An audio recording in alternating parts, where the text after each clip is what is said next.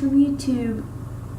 Hello, everyone from YouTube, you're listening? Yeah, you are, the video is rolling. Hello!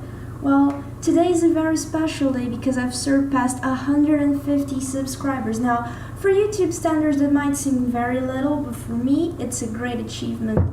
And this is sort of like the first personal video from me to you on this channel, because all you've gotten, at least in this channel, is just music, drums. Well, of course, I've met friends in the channel and people that have my Skype account to this day, people that I've met from all over the world, from Ireland, from England, India, I think there was one person, the United States, obviously, and many other countries that I can't quite remember that have passed through, and have at least we've exchanged messages, and some of them stick with me and we're friends from this day on, and I'm very thankful for that. When I made the channel, I was only 14. I didn't have any camera, and the first video that I uploaded was with a very old, like, picture camera, like a Cybershot from Sony. It was something like that we used to have. And 1 year after that, I turned 15, and I got a Sony Handycam that I still have in the original box and everything. It's a quite old camera for today's standards, but it has some nice features. Well, I'll start with the cons, because it only has one negative aspect. The image ratio only goes up to 360. So it doesn't do HD, but the zoom extends 50 times the image.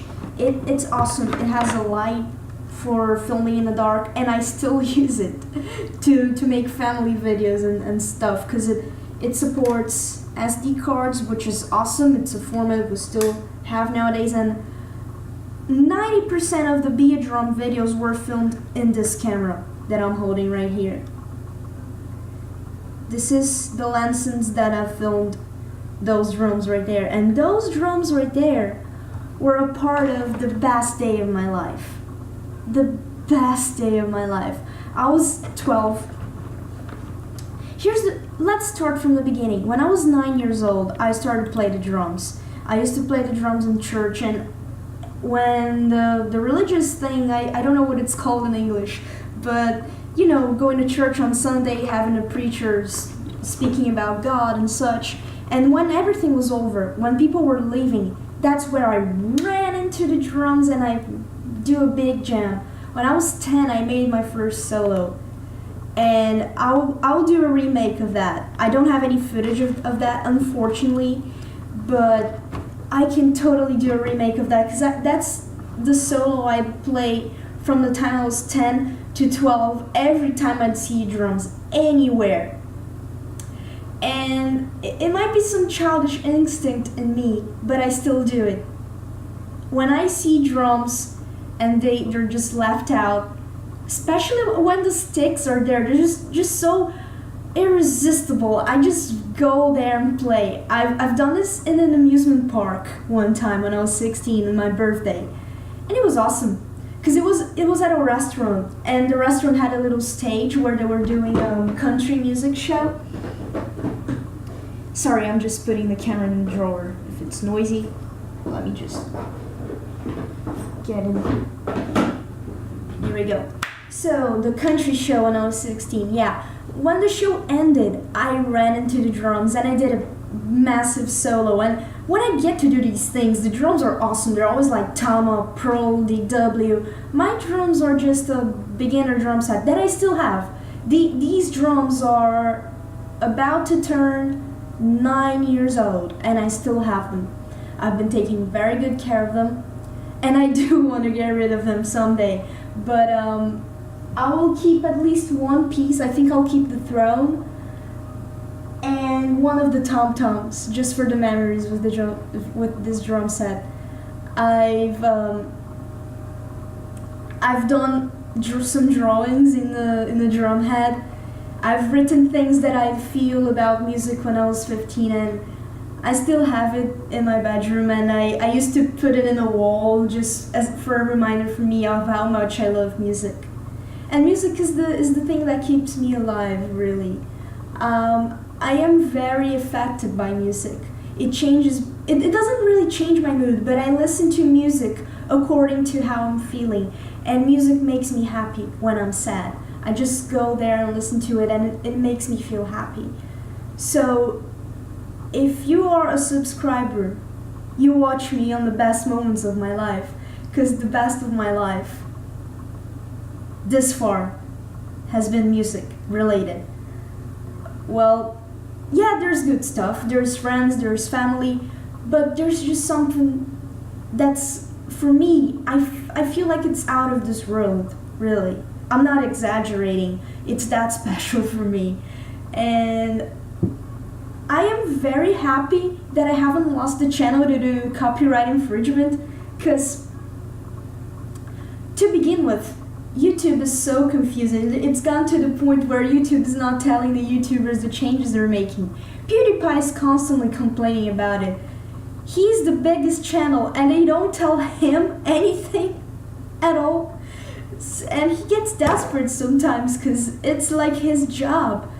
I have never activated monetization. I'm only 20, I'm young. I could get a job somewhere.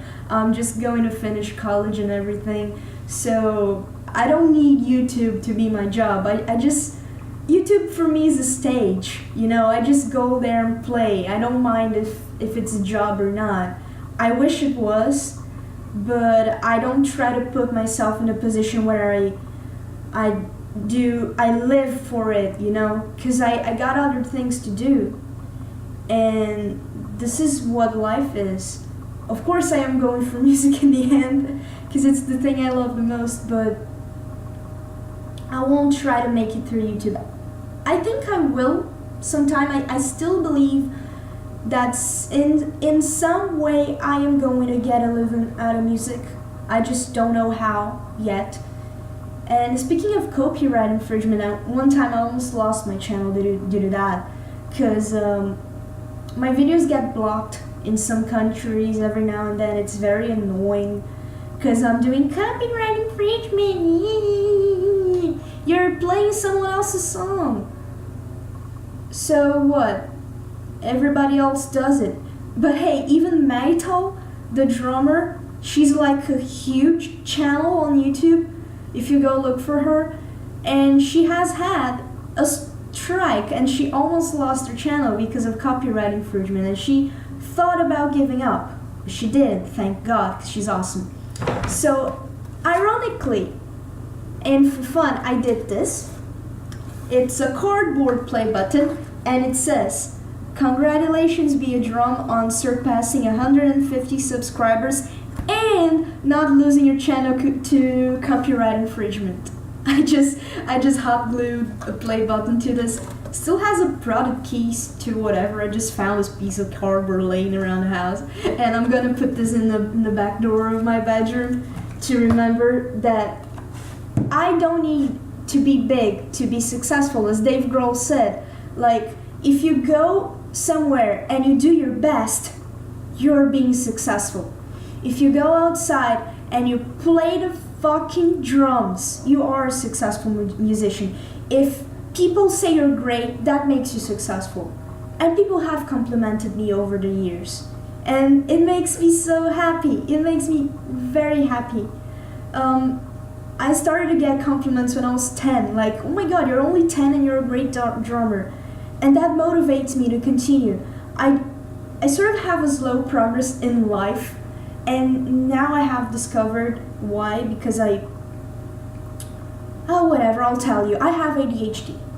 And I'm trying to get through it with some help. And I've learned that it's okay to ask for help when you need. You can't always be proud of yourself. Like, you can be good at things, but it's okay to ask for help.